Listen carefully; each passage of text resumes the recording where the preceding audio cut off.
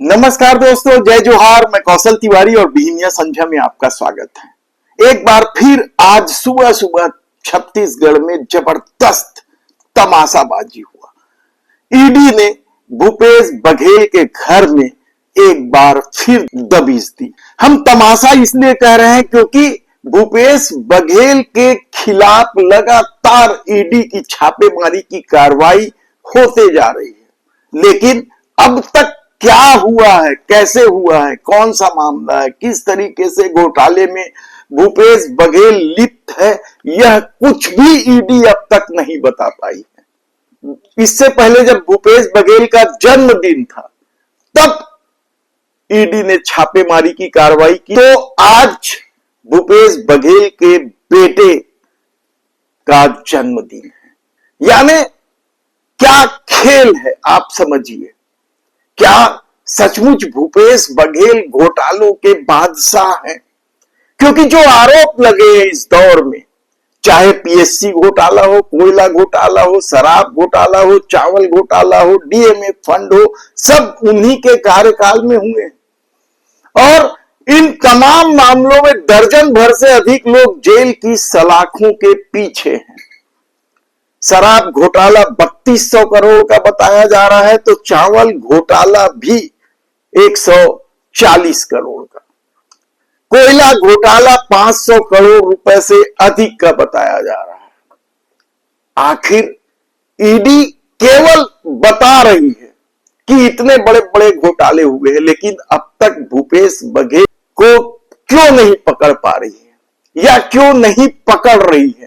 ये बड़ा सवाल इसलिए उठ रहा है क्योंकि अब भूपेश बघेल ने खुलकर कह दिया है कि आज जो छापेमारी की कार्रवाई की गई है वह केवल तमनार में अडानी के द्वारा जंगल काटने का मामला विधानसभा में उठाए जाने की वजह से हो रही है। उन्होंने तो एक कदम आगे जाकर यहां तक कह दिया कि अपने मालिक को खुश करने देश के प्रधानमंत्री नरेंद्र मोदी ने ईडी की छापेमारी करवाई है। हालांकि उन्होंने एक लाइन और जोड़ा जो बेहद ही चर्चा का विषय है कि वे जांच में ईडी का सहयोग करेंगे। इससे पहले भूपेश बघेल ने कभी यह लाइन नहीं कही थी। तो क्या यह लाइन सिर्फ इसलिए कही गई ताकि भूपेश बघेल के खिलाफ होने वाली कार्रवाई थम जाए और यह सहयोग विधानसभा में भी दिखाई देने लगे? क्योंकि कांग्रेस और भाजपा की नूरा कुश्ती को लेकर कितने ही सवाल उठे हैं आम जनमानस में। और बिजली बिल की बढ़ोतरी को लेकर एक तरफ जहां कांग्रेस सड़क में है, दूसरी तरफ नेता प्रतिपक्ष जब धन्यवाद देते हैं डबल इंजन की सरकार के मुखिया का, तब ये सवाल और बड़ा हो जाता है कि क्या भूपेश बघेल नहीं पकड़े जाएंगे या भूपेश बघेल इस कदर घिर चुके हैं कि उनका बचना मुश्किल है।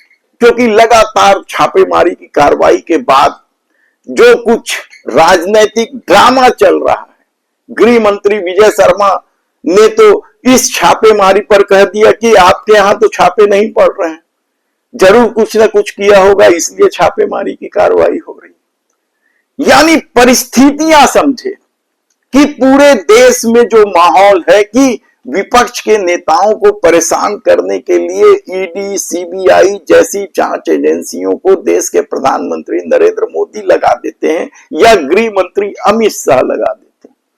तो क्या भूपेश बघेल को भी बदनाम करने के लिए पूरा षड्यंत्र रचा गया है ताकि सत्ता की जो करतूत है, चाहे देश के प्रधानमंत्री नरेंद्र मोदी की सत्ता हो या डबल इंजन की सरकार की छत्तीसगढ़ की सत्ता हो, उसकी करतूत पर पर्दा डाला जा सके? क्योंकि आज छापेमारी की यदि कार्रवाई हुई है तो यकीन मानिए कि यही बैनर बनेंगे मेन स्ट्रीम मीडिया का।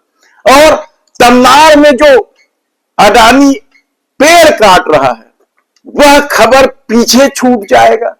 लोगों में चर्चा का विषय केवल भूपेश बघेल के यहां छापेमारी की हो जाएगी और तमनार जो बेहद गंभीर मामला है यानी सीधे सीधे संविधान का उल्लंघन, ग्राम सभा का उल्लंघन करके जो पेड़ों की कटाई की गई है मनमाने ढंग से, और यह विधानसभा क्षेत्र कांग्रेस विधायक का हो, लेकिन रायगढ़ में दबदबा तो ओपी चौधरी का है। और ओपी चौधरी यदि गृह मंत्री अमित शाह के सबसे करीबी माने जाते हैं, तो क्या ये पूरा खेल जो तमनार में हो रहा है जंगल काटने का, वह अमित शाह के निर्देश पर हो रहा है, या खुद देश के प्रधानमंत्री नरेंद्र मोदी ने निर्देश दिया है कि अडानी को भरपूर काम छत्तीसगढ़ में दिया जाए।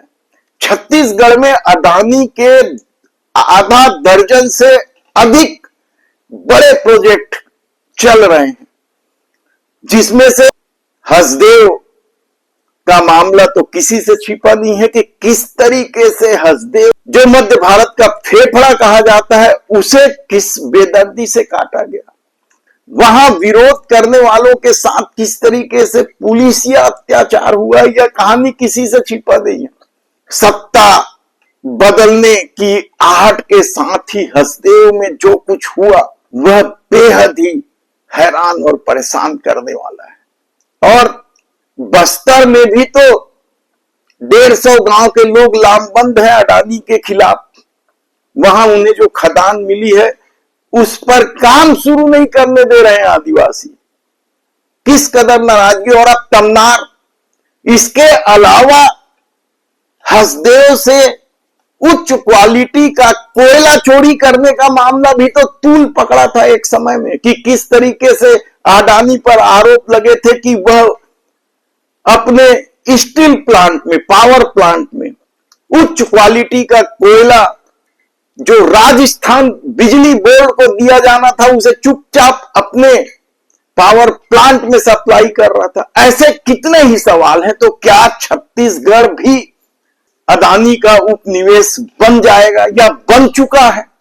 क्योंकि जो डबल इंजन की सरकार है उसमें तो हिम्मत है नहीं कि वह मोदी के इस मित्र के खिलाफ कुछ बात कर ले।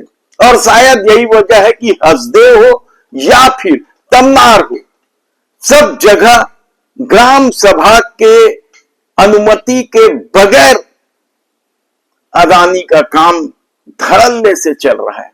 तब ऐसी परिस्थिति में भूपेश बघेल के यहां जो छापेमारी की कार्रवाई की गई है, क्या यह कार्रवाई सिर्फ उस खबर को डाइल्यूट करने के लिए की गई या उस खबर को किनारे करने के लिए की गई है जो तमनार को लेकर विधानसभा में आज गूंजने वाला था? सवाल आप उठाते रहिए। लेकिन छत्तीसगढ़, छत्तीसगढ़ी और छत्तीसगढ़ियों के शोषण का जो खेल राज्य बनने के पहले चल रहा था, वह भी क्या निरंतर चल रहा है। और आम छत्तीसगढ़िया कांग्रेस और भाजपा के इस खेल में फंसकर रह गई है। यह बड़ा सवाल इसलिए आज हम उठा रहे हैं क्योंकि जो मामला सामने आ रहा है और जिस तरीके का खेल चल रहा है, यानी आप सोचिए कि इतने बड़े बड़े आरोप भूपेश बघेल पर लगे हैं और कई बार छापेमारी की कार्रवाई हुई है, कई लोग जेल की सलाखों में चले गए, लेकिन भूपेश बघेल को अभी तक ईडी नहीं घेर पाई है, या फिर सत्ता का कोई और ही खेल है। धन्यवाद।